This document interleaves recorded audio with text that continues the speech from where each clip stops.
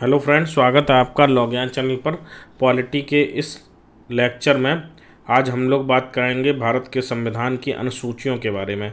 हम लगातार आपको ऐसे टॉपिक कवर करा रहे हैं जहां से क्वेश्चन बनता ही बनता है, और उसी में से एक ये टॉपिक भी है, अनुसूचियों वाला टॉपिक। ठीक है, तो ऐसे तो आप जानते हैं कि भारत का संविधान जब बना था तो उसमें कितनी अनुसूचियाँ थीं? उसमें थी 8 अनुसूचियाँ। बाद में उसमें और अनुसूचियाँ जोड़ दी गई हैं ना। पहले ही संविधान संशोधन से 9वीं अनुसूची जोड़ी गई थी, और फिर जुड़ते जुड़ते अब कितनी अनुसूचियाँ हो गई हैं? अब हो गई हैं आपकी संख्या 12। ठीक है, तो एक तो ये हो गया कि 12 अनुसूची में क्या है आपको ये पता होना चाहिए, और दूसरा इस लेक्चर में हम लोग देखेंगे उन अनुसूचियों में अंदर क्या होता है। चूँकि आप विधि के विद्यार्थी हैं तो भले ही आप पॉलिटी पढ़ रहे हों जीएस के लिए, लेकिन विधि के विद्यार्थी होने के नाते आपको अंदर की थोड़ी बहुत चीज़ें पता होनी चाहिए। उनसे संबंधित आर्टिकल, अनुसूचियों से संबंधित कौन सा है ये भी पता होना चाहिए। हालांकि आर्टिकल बहुत ज़्यादा याद करने की ज़रूरत नहीं है, लेकिन अंदर की चीज़ें पता होनी चाहिए कि क्या क्या अनुसूचियों में दिया गया है। तो थोड़ा सा वही डिस्कस करेंगे। बहुत लंबा लेक्चर नहीं होगा, 8-10 मिनट का होगा, लेकिन आपको पूरा तैयार करना है अच्छे से। इम्पोर्टेंट टॉपिक है, छोटा टॉपिक समझकर इग्नोर मत कीजिएगा। तो सबसे पहला क्वेश्चन तो बनता है कि किस अनुसूची में क्या है। तो सबसे पहले एक ओवरव्यू वही ले लेते हैं। पहला है प्रथम अनुसूची, इसमें संघ राज्य क्षेत्र और राज्यों के नाम और उनके क्षेत्र के बारे में बात की गई। दूसरी अनुसूची में वेतन भत्ते और विशेषाधिकार के बारे में बात की गई है। तीसरी अनुसूची में आपके विभिन्न पदों पर जो शपथ ली जाती है उसके बारे में बताया गया है। चौथी अनुसूची में राज्य और केंद्र शासित प्रदेशों के लिए राज्यसभा सीटों के आवंटन की बात की गई है। पाँचवीं अनुसूची में अनुसूचित और जनजातीय क्षेत्रों के प्रशासन के बारे में उपबंध किया गया है। और छठवीं अनुसूची में क्या किया गया है? असम, मेघालय, त्रिपुरा, मिजोरम, इन 4 राज्यों के क्षेत्रों के बारे में विशेष रूप से प्रावधान किया गया है। सातवीं अनुसूची में संघ अनुसूची, संघ सूची, राज्य सूची और समवर्ती सूची बताई गई है। 8वीं में भाषाएं बताई गई हैं। 9वीं में भूमि सुधार कानून की बात की गई है जो प्रथम संविधान संशोधन द्वारा जोड़ी गई थी। 10वीं अनुसूची दल परिवर्तन विरोधी कानून के बारे में है। 11वीं अनुसूची पंजाब की शक्ति और प्राधिकार के बारे पंचायत की शक्ति और प्राधिकार के बारे में है। 12वीं नगर पालिका की शक्ति और प्राधिकार के बारे में। तो ये तो एक ओवरव्यू हो गया। अब आइए एक एक करके अनुसूची डिस्कस कर लेते हैं। तो पहली अनुसूची देख लेते हैं कि राज्यों के नाम और उनका जो क्षेत्र है, जो उनकी सीमाएं हैं वो स्पष्ट तौर पर बताई गई हैं। किस अनुसूची में? अनुसूची फर्स्ट में। और इससे संबंधित आर्टिकल कौन है? Article 1 to 4। अब आप लोग बेयर एक्ट अपना संविधान का खोल लीजिएगा, बेयर एक्ट रखना जरूरी है आपके लिए। तो बेयर एक्ट खोल के देखिएगा, इसमें एकदम स्पष्ट बताया गया है। जैसे मान लीजिए उत्तर प्रदेश है तो बताया गया है कि उत्तर प्रदेश की जो सीमाएं होंगी वो क्या होंगी। तो उसमें पूरा रेफरेंस देने के लिए कि जो ब्रिटिश काल में उत्तर प्रदेश था उसका नाम संयुक्त प्रांत था, तो संयुक्त प्रांत के बराबर होंगी। उसके अलावा ये भी दिया गया है कि इस एक्ट में इस राज्य की निर्धारित सीमा तक, उस एक्ट में उस राज्य की निर्धारित सीमा तक, इस तरीके से भी रेफरेंस दिया गया है पहली अनुसूची में। ठीक है, तो ये आपको देखना जरूरी है। एकदम एक दो पढ़ के देखिएगा तो आइडिया हो जाएगा आपको कि राज्यों के नाम और नए क्षेत्र जो है वो किस तरीके से बताया गया है। अब आपसे क्वेश्चन किस तरीके से पूछा जा सकता है कि पहली अनुसूची में आपसे क्वेश्चन पूछा जाएगा कि नए राज्य को बनाने के लिए अनुच्छेद 1 से 4 तो सही है, आप बताइए कि कौन सी अनुसूची का संशोधन करना पड़ेगा। तो कौन सी अनुसूची का संशोधन करना पड़ेगा? पहली अनुसूची का संशोधन करना पड़ेगा। ठीक है, तो आप ये समझ लीजिए कि नए राज्य जब भी बनेंगे तो पहली अनुसूची में संशोधन किए बिना नहीं बनेंगे। ठीक है, दूसरे में भत्ता, विशेषाधिकार, वेतन सबके बारे में बात की गई है। देखिए वेतन कितना होगा राष्ट्रपति का, है ना, और किस किस के वेतन के बारे में बात की गई ये जरूर देख लीजिएगा, क्योंकि यहाँ से भी क्वेश्चन बन सकता है कि द्वितीय अनुसूची में निम्न में से किसके वेतन के बारे में बात नहीं की गई। तो आपको कंफ्यूज करने के लिए ऑप्शन दे सकते हैं। तो एक बार ये देखिए, भारत के राष्ट्रपति के वेतन भत्ते और उससे संबंधित प्रावधान, राज्य के राज्यपाल के वेतन भत्ते और उससे संबंधित प्रावधान, लोकसभा अध्यक्ष व उपाध्यक्ष, राज्यसभा के सभापति और उपसभापति। ठीक है, राज्य विधानसभाओं के अध्यक्ष उपाध्यक्ष, राज्य विधान परिषद के अध्यक्ष उपाध्यक्ष, सर्वोच्च न्यायालय के न्यायाधीश, उच्च न्यायालय के न्यायाधीश और भारत के महालेखा नियंत्रक व महालेखा परीक्षक। ठीक है, तो अब आपको हम एक स्पष्ट तौर पे बता दें। देखिए एक तो हो गया राष्ट्रपति, ठीक है, इधर देखिए, और ये हो गया राज्यपाल, ये हो गया सेंटर का हेड और ये होगा स्टेट का हेड। ठीक है, अब इसके नीचे आ जाइए, यहाँ पे संसद होती है तो संसद में लोकसभा के अध्यक्ष उपाध्यक्ष और संसद में राज्यसभा एक पार्ट है। तो राज्यसभा के अध्यक्ष उपाध्यक्ष, विधानसभा के अध्यक्ष उपाध्यक्ष और विधान परिषद के अध्यक्ष उपाध्यक्ष, ठीक है। तो ये हो गए आपके, ठीक। अब आ जाइए जुडिशरी, ये तो हो गया पूरा एग्जीक्यूटिव, ठीक है। ये हो गया लेजिस्लेटिव, ये लेजिस्लेटिव, ये एग्जीक्यूटिव, ठीक है। अब आ जाइए जुडिशरी, तो सुप्रीम कोर्ट के न्यायाधीश और इधर स्टेट लेवल पर हाई कोर्ट के न्यायाधीश। अब एक पर्सन बचा भारत का महालेखा नियंत्रक और महालेखा परीक्षक, जिसे हम इंग्लिश में क्या कहते हैं, CAG, ठीक है। तो इतने लोगों के वेतन भत्ते और जो संबंधित प्रावधान है वो अनुसूची 2 में दिए गए हैं। तो आप ये याद रखिएगा, क्योंकि क्वेश्चन में आपसे पूछा जाएगा कि भारत के महान्यायवादी, ये 3 ऑप्शन इसमें से होंगे और एक होगा भारत के महान्यायवादी या भारत के महाधिवक्ता या राज्य के एडवोकेट जनरल।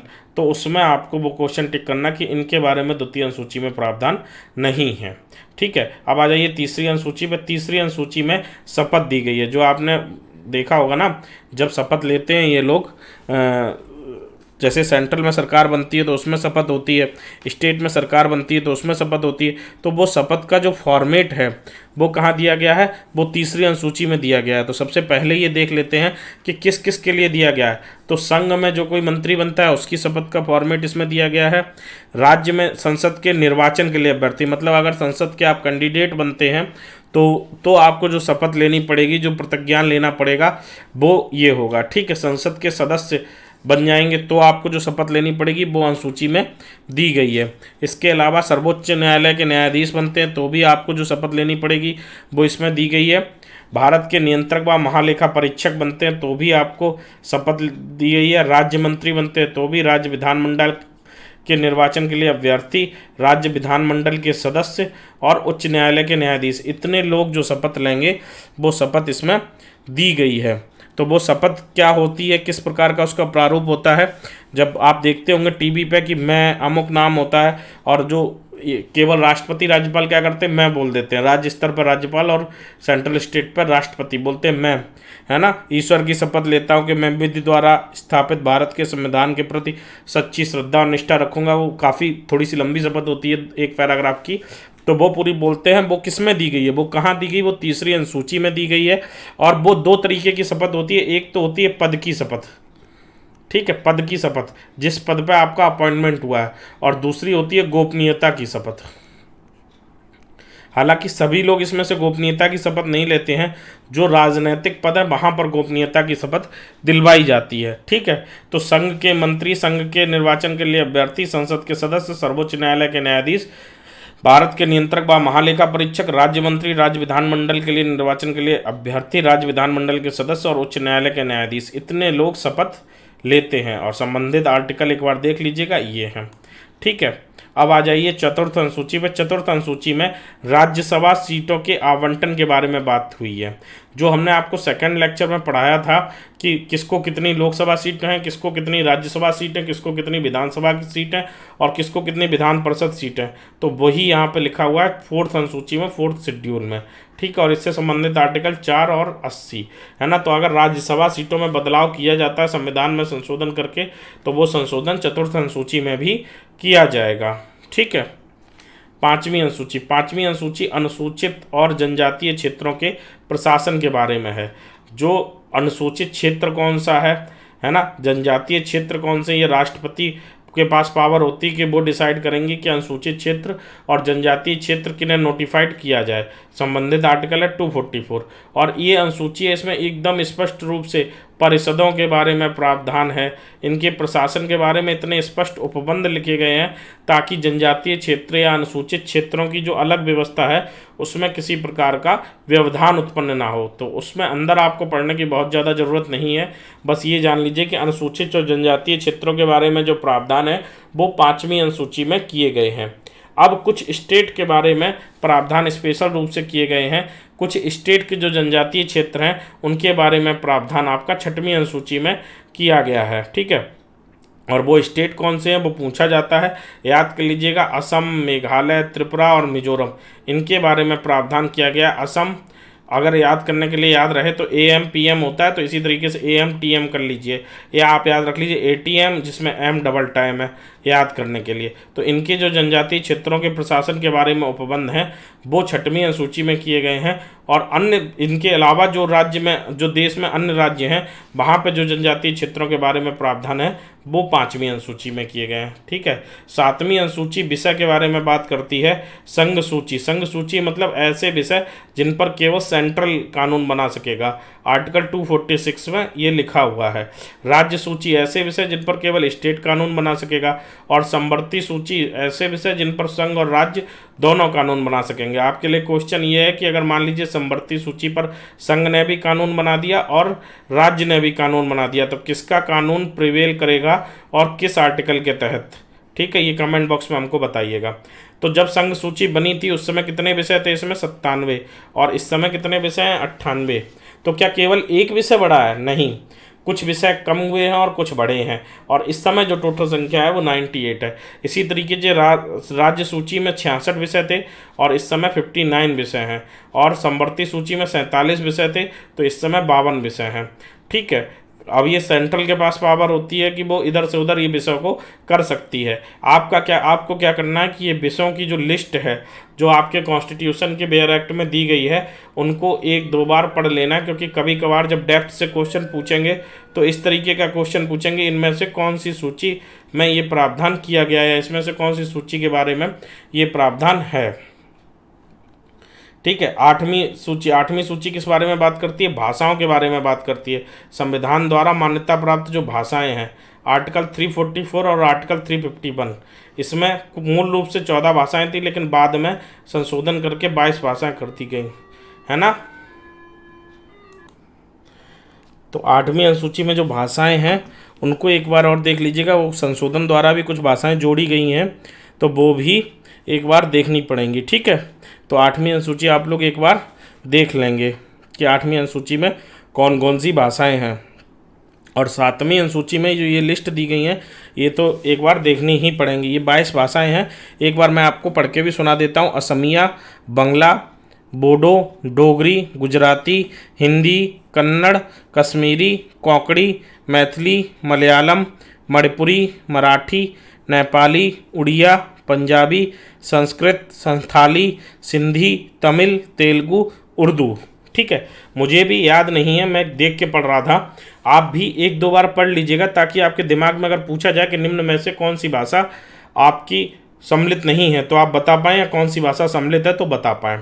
9वीं अनुसूची आपके प्रथम संविधान संशोधन द्वारा जोड़ी गई थी और इसका उद्देश्य था अनुच्छेद 31(b) में संशोधन किया गया, उसके साथ 9वीं अनुसूची जोड़ी गई और जुडिशियल रिव्यू से बचने का उद्देश्य था। कानून ये बनाया गया था कि जो कोई भी विधि है उसका नाम अधिनियम या का नाम इसमें लिख दिया जाएगा, उसका जुडिशियल रिव्यू नहीं हो पाएगा। लेकिन केशवानंद भारती के केस के जजमेंट के बाद ये कह दिया गया कि इस तरीके से जुडिशियल रिव्यू जो लगाया गया है, जुडिशियल रिव्यू पर जो रोक लगाई गई है वो संविधान के आधारभूत ढांचे के विरुद्ध है। और 9वीं अनुसूची में जो भी अधिनियम हैं, जो भी प्रावधान किए गए हैं, उनका जुडिशियल रिव्यू हो सकेगा। ठीक है। ठीक है।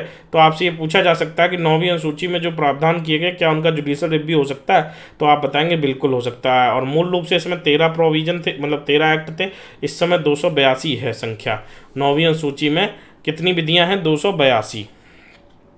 10वीं अनुसूची दल परिवर्तन विरोधी कानून बनाया गया, उसके बारे में जोड़ी गई 52वें संविधान संशोधन द्वारा सन 1985 में। इससे ज़्यादा इसमें नहीं पूछा जाएगा, हालांकि इसमें भी कई चीज़ें दी गई हैं, काफ़ी प्रावधान भी किए गए हैं। आर्टिकल 102 और 191 में भी संशोधन किए गए थे, लेकिन अंदर पढ़ने की जरूरत नहीं, बस इतना याद रखिएगा कौन से संविधान संशोधन द्वारा कौन से वर्ष में ये हुआ है। 11वीं अनुसूची पंचायत की शक्तियों, प्राधिकार और जिम्मेदारियों से संबंधित है। इसमें पंचायत किन किन मैटर पर निर्णय लेगी, पंचायत के अंतर्गत कौन कौन से मैटर आएंगे, उसकी एक लिस्टिंग दी गई है, चाहें तो एक बार नज़र डाल सकते हैं। 73वें संविधान संशोधन द्वारा 1992 में इसका प्रावधान किया गया था, तो आर्टिकल था 243G। ठीक है। 12वीं अनुसूची नगर पालिका की शक्तियों के बारे में, उनके प्राधिकार और जिम्मेदारियों के बारे में है। इसमें कुल 18 विषय दिए गए, इनको एक बार देख लीजिएगा। 74वें संविधान संशोधन द्वारा 1992 में ही इसको भी जोड़ा गया था और आर्टिकल है 243W।